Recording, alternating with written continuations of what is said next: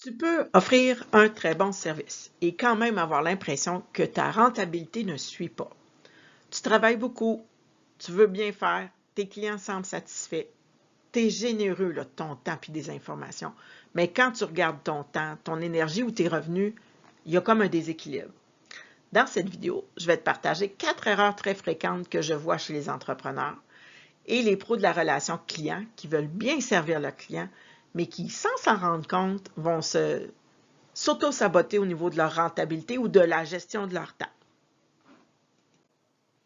Je suis Emmanuelle Quentin, fondatrice de ma coaching et j'aide les pros du service, de la vente et les entrepreneurs à gérer leur relation client avec clarté, solidité et plus d'impact. Ma mission, là, c'est de t'aider à garder ton calme, ton professionnalisme, même quand la conversation te fatigue et que tu es à bout de toi-même. Chaque semaine ici, je t'aide à créer des relations saines, durables et alignées avec qui tu es. Si tu veux plus d'outils concrets comme ceux d'aujourd'hui, je t'invite à me suivre sur Facebook ou rejoindre ma communauté sur YouTube. La première erreur, c'est de dire oui trop vite. Oui à une petite demande supplémentaire. Oui à un ajustement. Oui à quelque chose d'exceptionnel. Ou à juste cette fois. Et ces petits oui-là s'accumulent. Ils sont chronophages. Deuxième erreur, ne pas clarifier les attentes dès le départ. Quand le cadre n'est pas clair, le client remplit les espaces lui-même. Et souvent, il voit super grand. Troisième erreur, compenser avec du temps.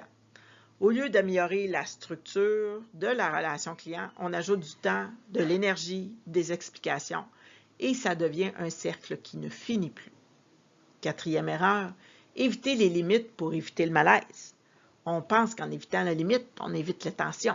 Mais en réalité, la tension revient souvent plus forte et plus tard.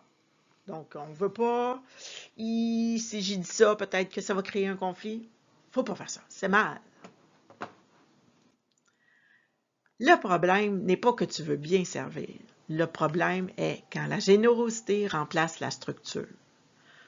Un bon service a besoin de cœur, mais aussi de cadre. Si ce genre de situation-là te parle, je t'invite à me suivre sur les médias sociaux, Facebook ou LinkedIn. C'est là que je partage du contenu pour aider les entrepreneurs et les pros à gérer leurs relations clients avec plus de clarté et de solidité. Et si tu veux déjà commencer à structurer tes échanges clients, je t'invite à télécharger mon guide 4 compétences et 10 phrases clés pour transformer tes ventes et ton service client. Tu vas y trouver plein de formulations utiles pour les structurer en interaction client efficace et exceptionnelle. Le lien est dans le descriptif de la vidéo.